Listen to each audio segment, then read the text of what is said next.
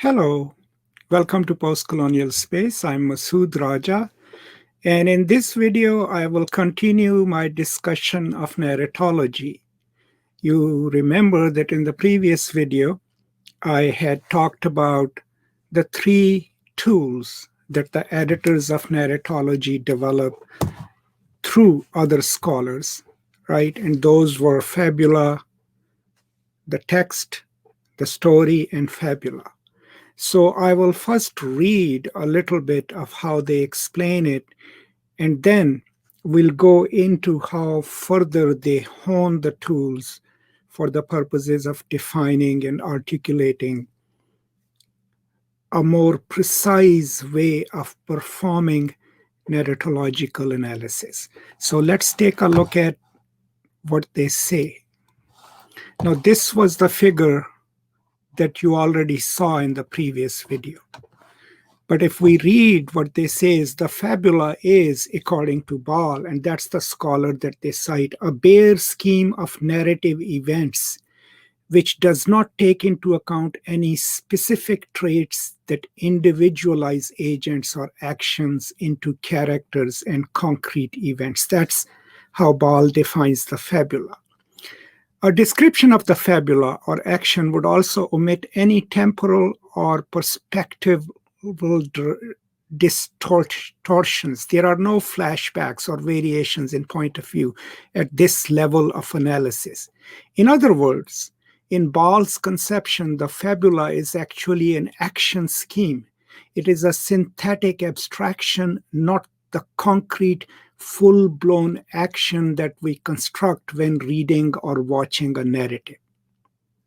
It may be confusing that other theorists, Roman, Ingardin, Martinez, Bonatti, and Ruthroff, use the other concept of deep structure, concrete action, and word, not abstractive fabula. We shall retain both concepts since both are analytically significant.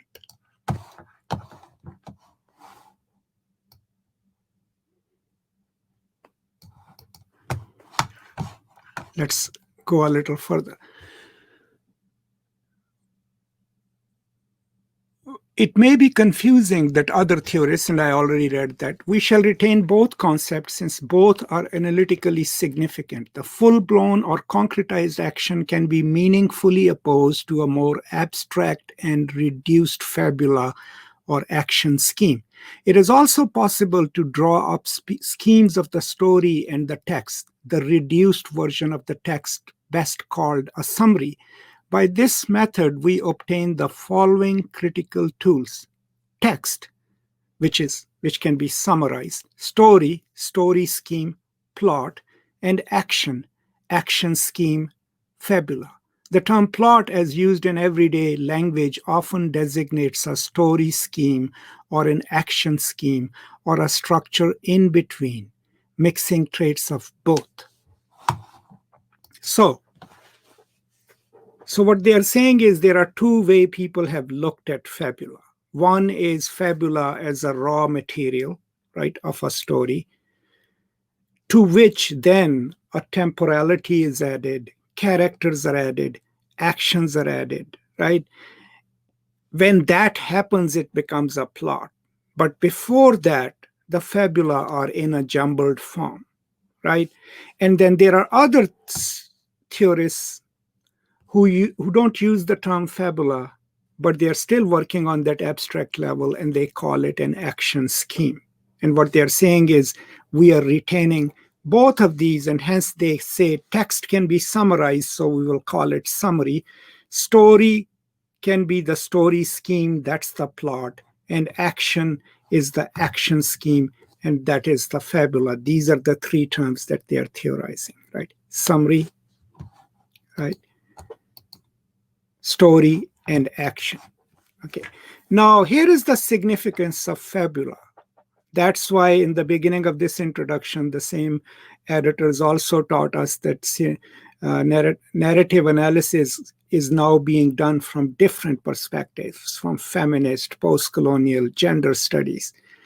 And how do you do that? That is, you go to the structure of a story, right, as a scholar, and you look at the fabula, the unformed raw materials that a story is using or mobilizing. And when you look at the fabula, then you can find the core of a text, whether it's a sexist text, whether it's a heteronormative text, whether the structure privileges something over another. So if that is the raw material of a story which is being shaped, then you can argue that the deep structure of the story is sexist. The deep structure of the story doesn't take into account minorities and their identities. It relies heavily on a heteronormative Anglo-Saxon or Caucasian norm. All of that can be found within the deep structure of a story, right, of a text. So anytime when we argue that deep down, even though on the surface the text is not being racist, but deep down it is, we are relying on the fabula, the raw materials of the story.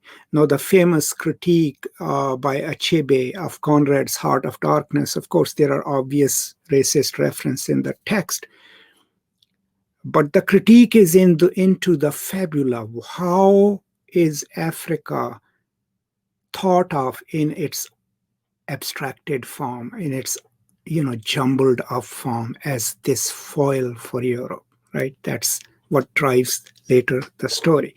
That all can be studied narratologically with narrative analysis. So that's something about what I just read. Let's move on a little and see what else do these scholars have to say. How are they developing the methodology? So after giving us a little more elaboration on the fabula, which can be called fabula as well as action scheme, right? They then spend a little bit of time, the editors, on the story. Now remember, the story, the text, the story, and fabula are three components of a narrative, right, which the narratologists study. And they give us a little more explanation of the story itself, and let's see what they say about it. The concept of story needs further elucidation. A story is a fabula which has been given a presentational shape. A specific point of view and temporal scheme have been introduced.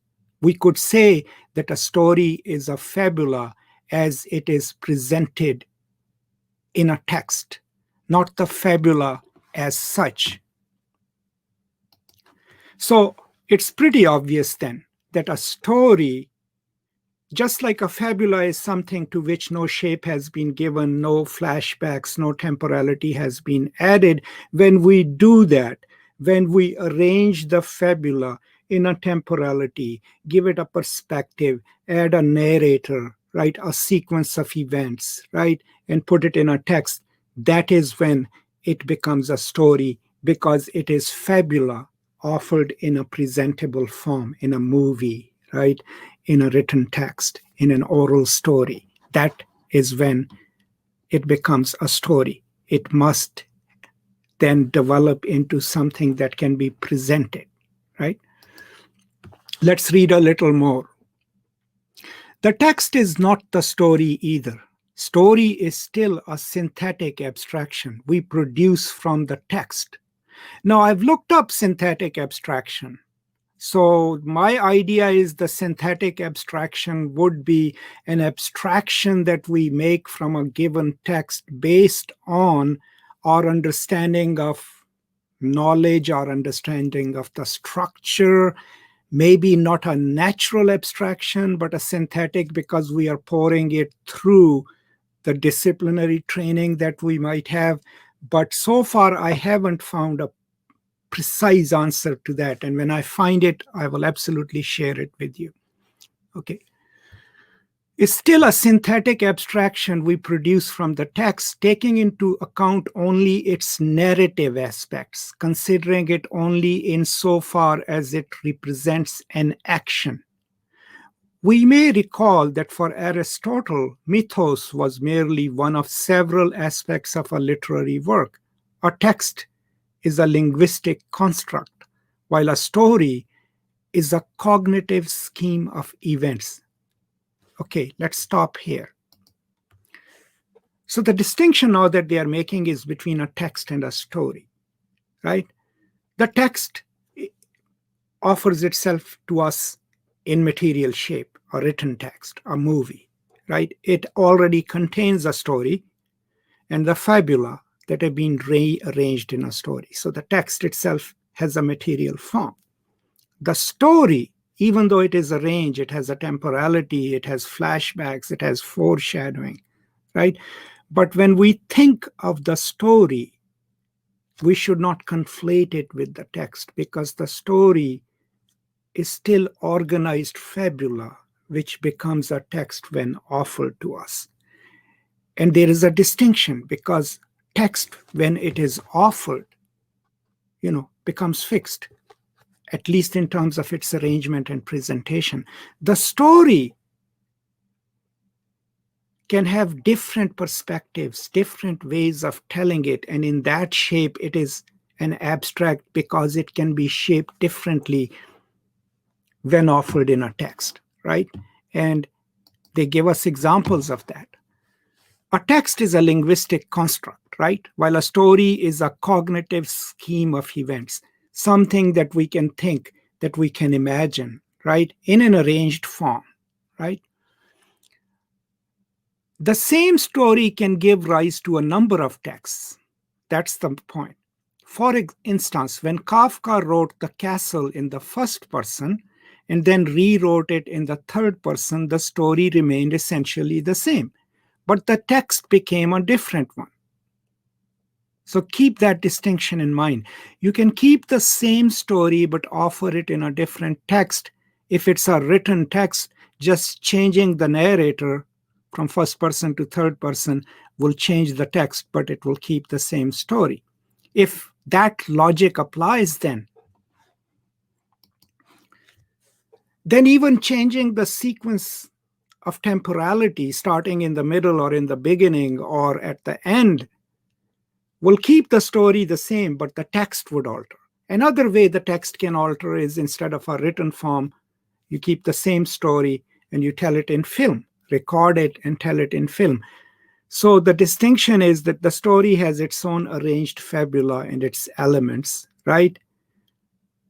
But it can vary depending on the representation in text can vary. So what changes then is the text. That's the crucial thing to keep in mind. Okay, so let's read on.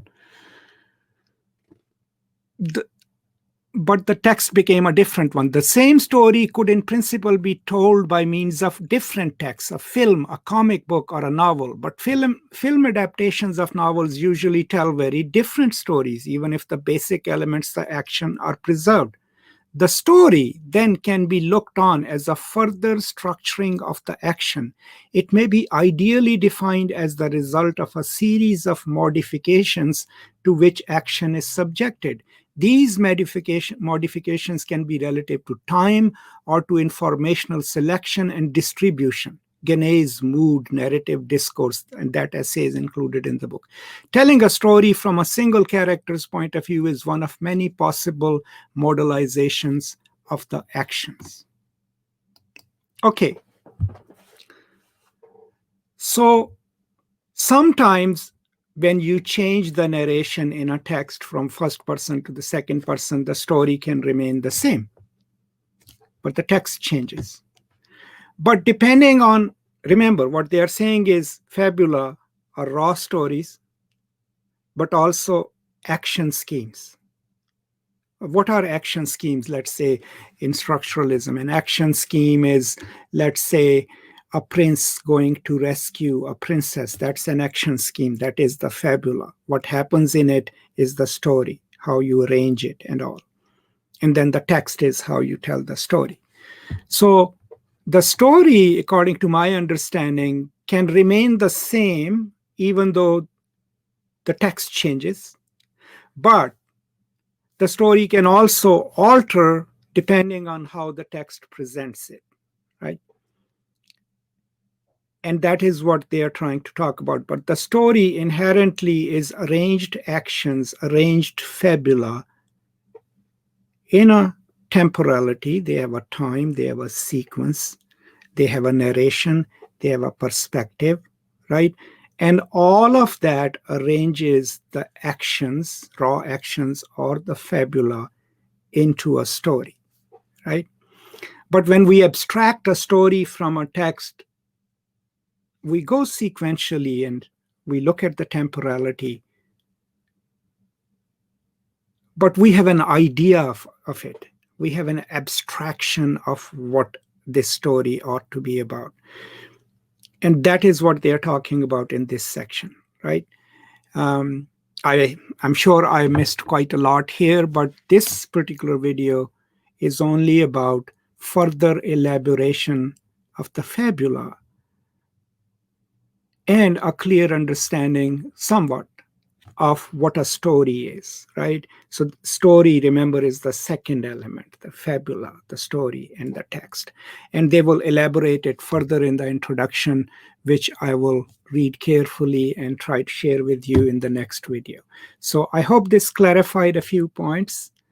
Feel free to let me know what else do you think I could have covered or should cover, and then I will come back and add another lecture to this series. Please do subscribe to the channel if you haven't done already. And if you look below the video, there is now a join button, which enables you to join our channel as a member and support us. And if you feel so inclined, please do so. I would be deeply grateful. That's all for this time. Thank you so much. And I will see you next time. Until then, stay safe, and as always from me, peace and love.